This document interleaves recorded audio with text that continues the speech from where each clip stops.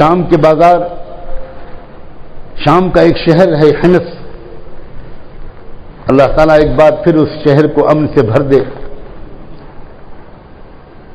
اس شہر کے ایک بازار میں ایک دکان پر ایک مسلمان ایک صحابی بیٹھے ہوئے تھے، وہ ان کی دکان تھی۔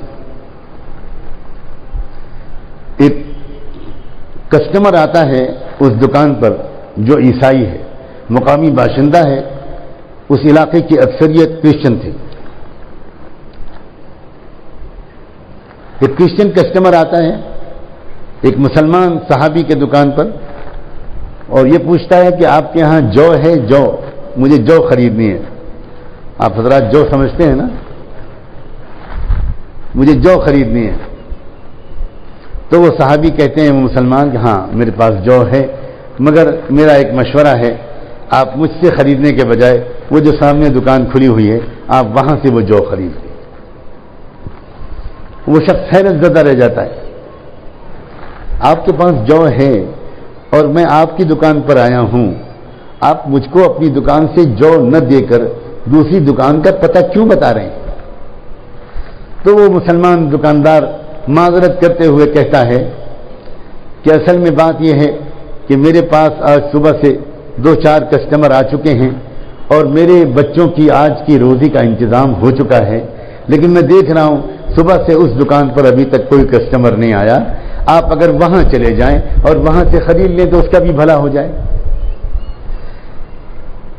دل کے کانوں سے سنیے گا کہ اس مسلمان دکاندار نے جس دکان کا پتہ بتایا وہ دکان کسی مسلمان کی نہیں تھی، وہ ایک عیسائی کی دکان تھی۔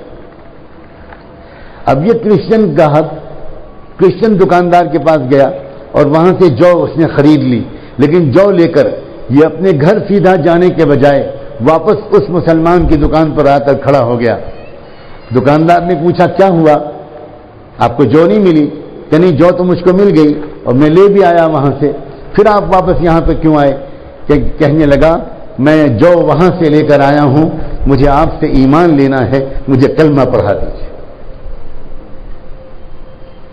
دکاندار نے پوچھا اس مسلمان نے، اتنا بڑا فیصلہ اور اتنی جلدی آپ کر رہے ہیں، اتنا بڑا فیصلہ اتنی جلدی؟ تو وہ کہنے لگا کہ نہیں، جلدی کی بات نہیں ہے، میرا دل گواہی دے رہا ہے کہ جس مذہب کے ماننے والے عام دکاندار کے اخلاق کا یہ عالم ہے، اس کے لانے والے پیغمبر کے اخلاق کا کیا حال ہے۔